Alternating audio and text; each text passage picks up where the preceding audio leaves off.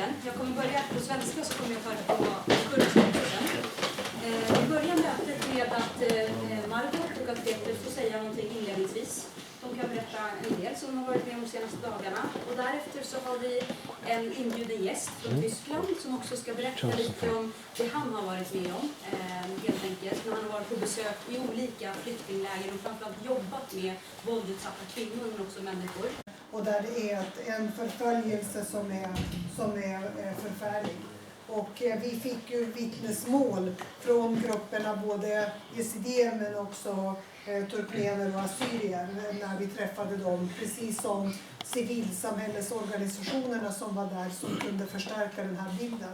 Så att det är ett väldigt besvärligt läge. Och Irak så har Abadi en jätteviktig men svår uppgift. Och det är för mycket fortfarande av sekteristisk politik. Och faktiskt också i, kan man säga, i Kurdistan och i det här området och på fronten så finns det för mycket av sådana inslag. Och det gör det svårare också att hitta ett effektiv front mot Daesh. Men vi tänker fortsätta att göra vad vi kan på både det politiska spåret och det humanitära spåret och med vår militära insats. Och som ni har hört så lägger vi nu ett förslag om att förlänga den här insatsen också till koalitionen med de 35 militära rådgivarna. Men framförallt så vill vi ta tid och höra på vad ni har att säga. Mr. Hotquist, 8 years ago I gave lecture about Yazidi community after some terror attacks against Yazidi villages at that time. The Eldritch Iraq is a German-based organization. We are working in Germany and Iraq since 8 years. We treat Iraqi children and terror victims, bring them to Germany to treat them and return them back. The state Baden-Württemberg, maybe you heard it about a special quota to accept Yazidi women and children who were in the captivity of ISIS, and we are working as an organization, we are working on behalf of the state Baden-Württemberg. This project... Doktor, kan du gå över? Yes, okay. Får bättre komma hit.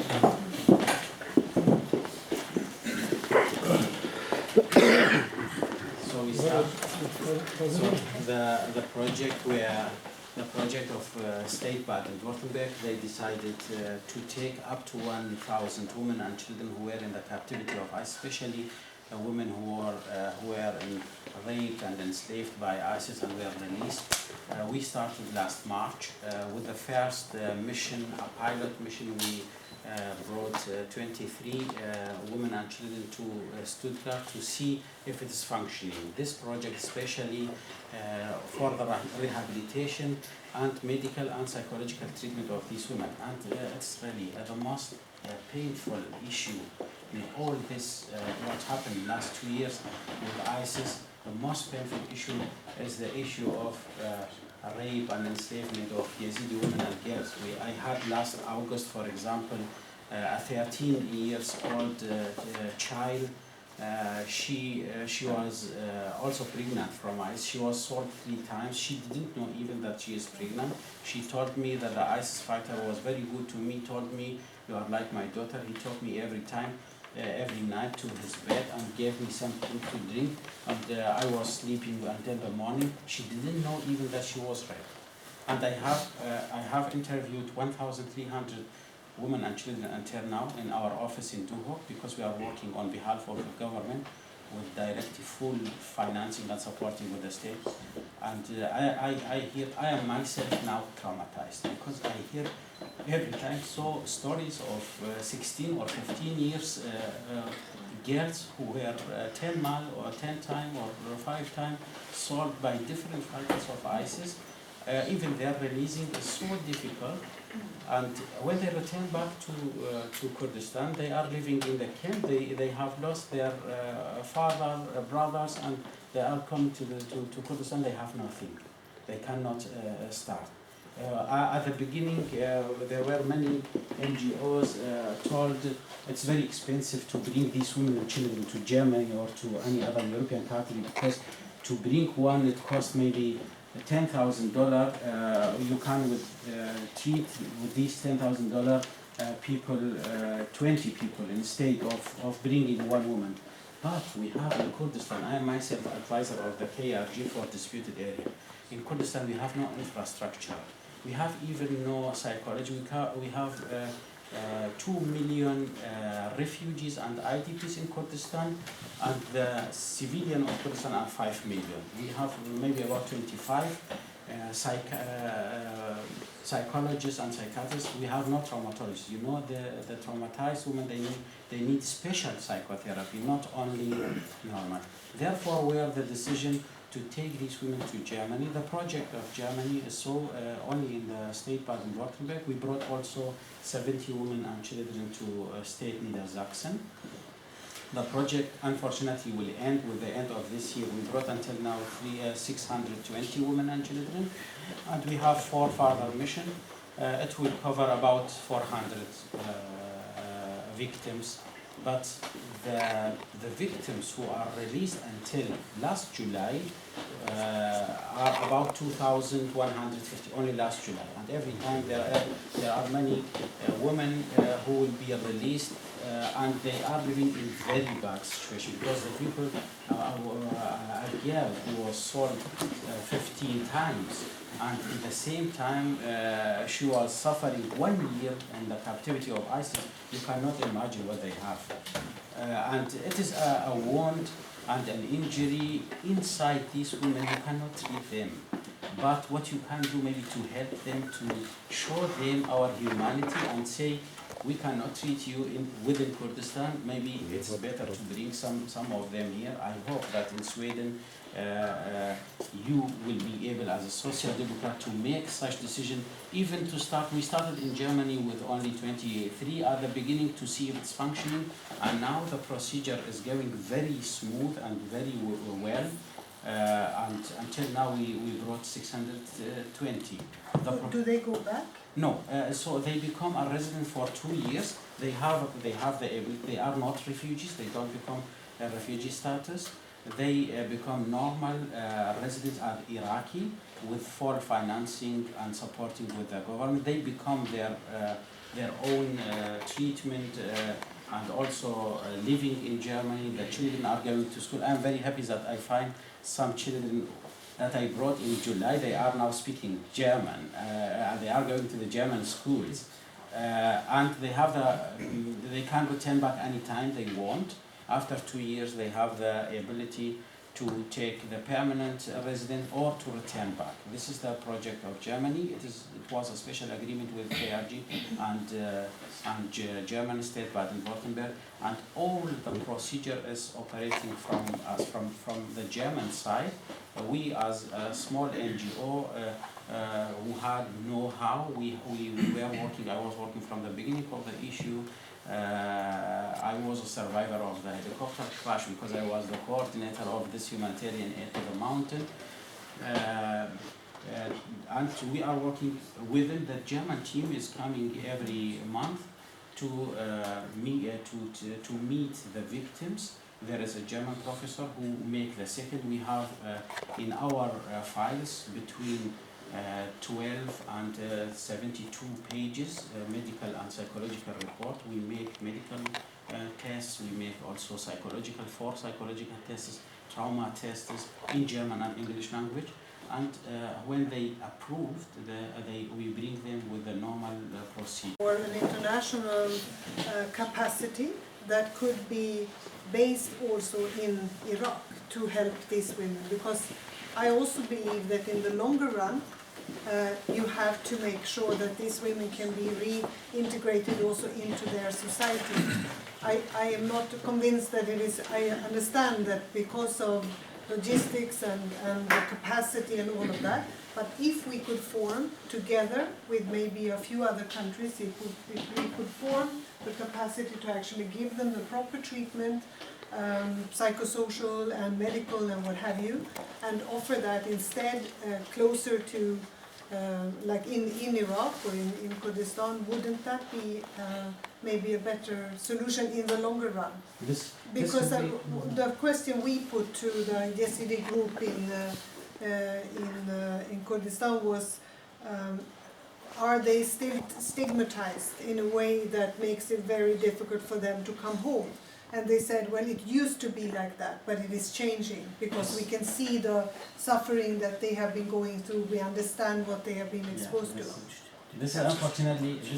Ni förstår vad jag frågar, va? Eller jag vet inte hur många som pratar engelska. Jag sa så här, är det inte bättre att man gör alltså kanske några länder kan gå samman för att se till att vi får kapaciteten och expertisen och så att vi kan erbjuda hjälp helst i Kurdistan eller i Irak för de här jezidiska kvinnorna istället för att flytta dem allihop till ett annat land.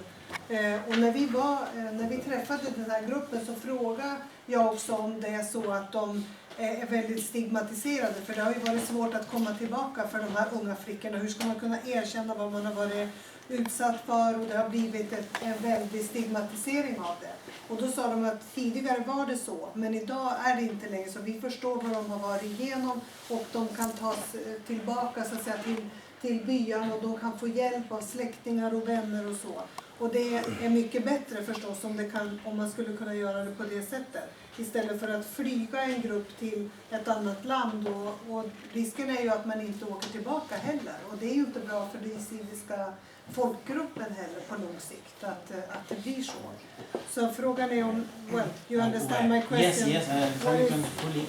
It was the beginning, the fighting between people who support my idea and people who support the idea we could keep these women. There were also some idea, they thought we make a village for Yazidi women and children to arrest them for 6 months in Kurdistan, and we want to take German support, Sweden support to make a village for these women.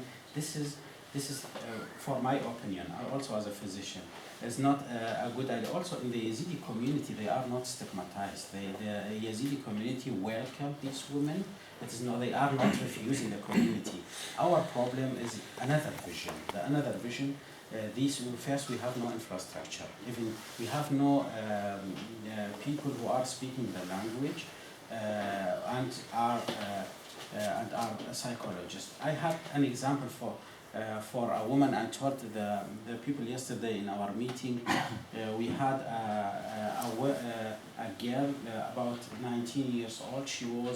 She was assaulted several times and was raped by 7 people from different nationalities, from a Chechenian, from a Tunisian, and Morocco, from Saudi Arabia, and Syrian and Iraq. So 7 persons were raped here, assaulted here every time. She was by a Kurdish psychotherapist, a Muslim psychotherapist in Duhok, and she started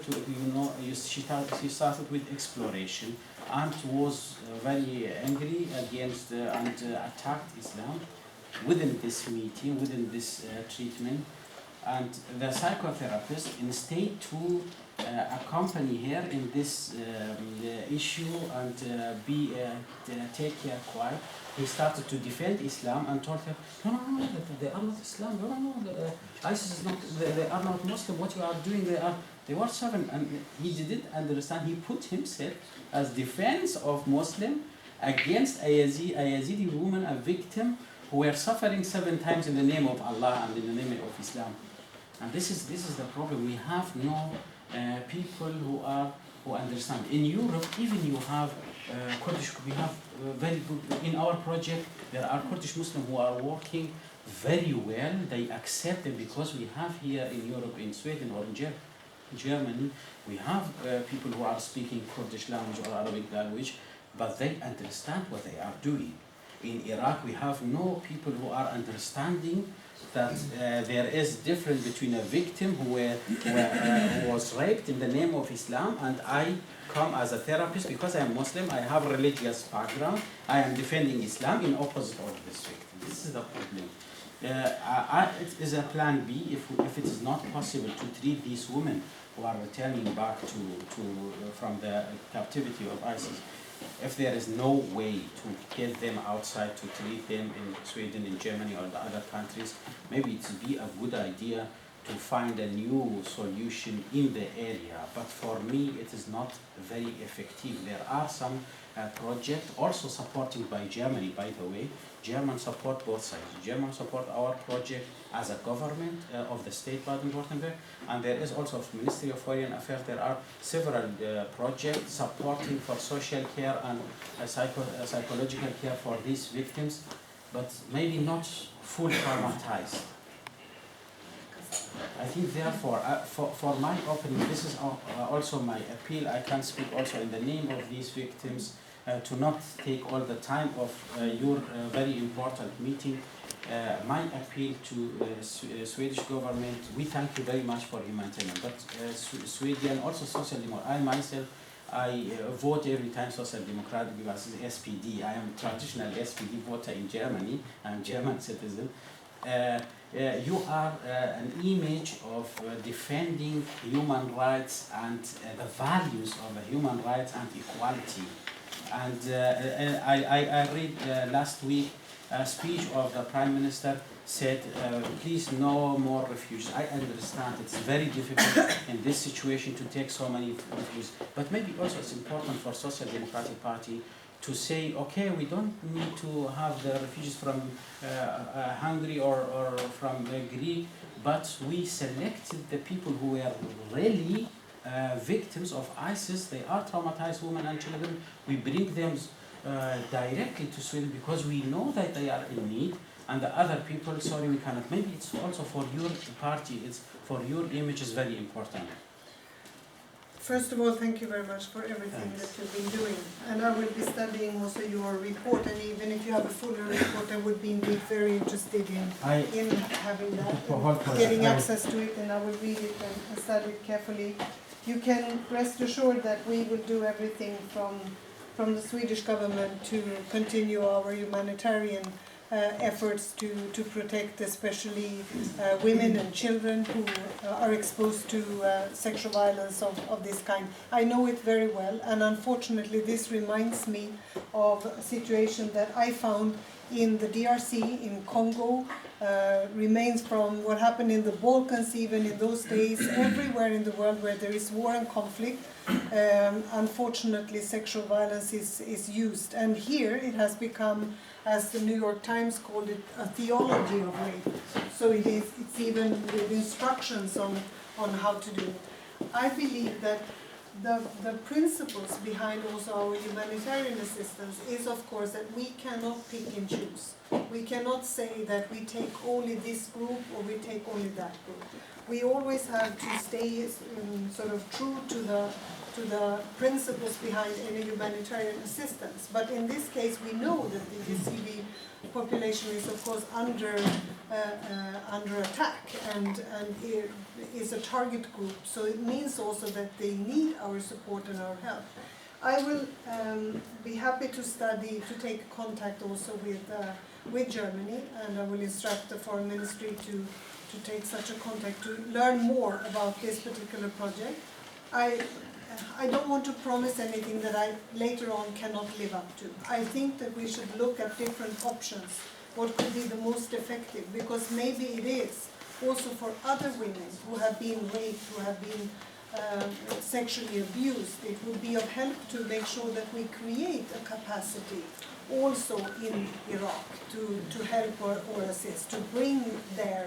If we go together, a few countries, we might be able to bring capacity or create a capacity to help them, to have a kind of one-stop shop where you get both the psychosocial help and also medical assistance. And I think it should be for not only the Yazidi women, but of course they are a group that are sort of a target group, so many of the victims will be Yazidi women. But we cannot make it something that is only for one group. We also have to make it a broader, and I think that will work. I just want to say one word.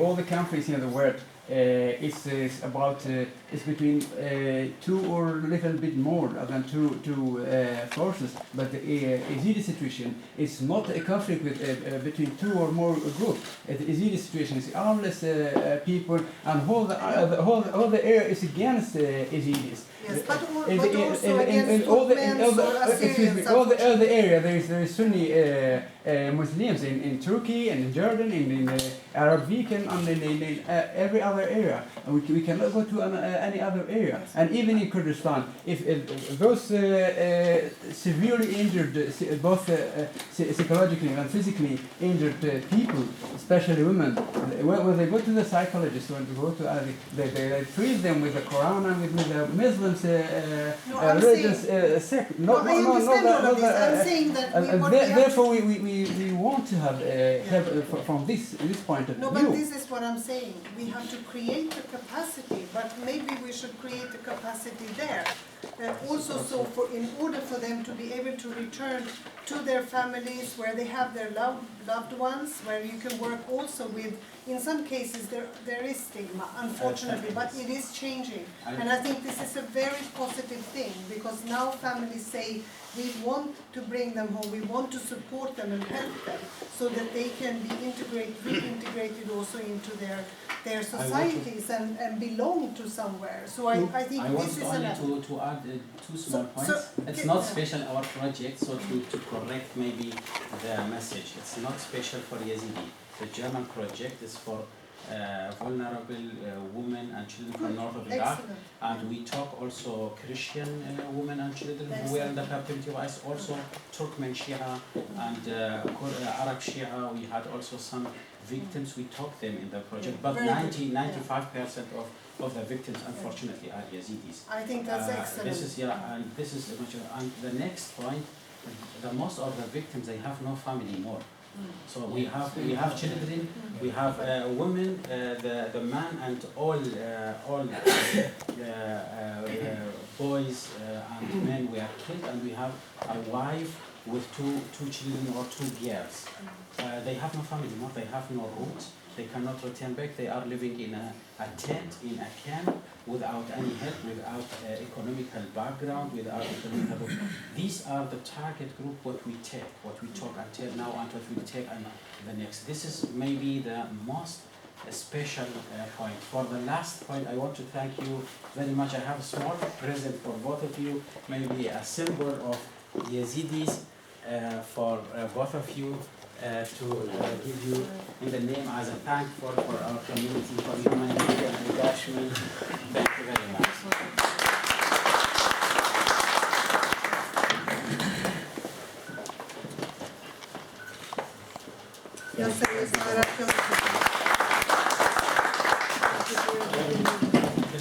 Jag säger tack så mycket för det första för allt som du har gjort, och jag vill också säga det. Jag vill inte säga någonting som inte jag kan leva upp till sen. Jag tänker studera den här rapporten väldigt noga. Jag tänker ta del av alla erfarenheter.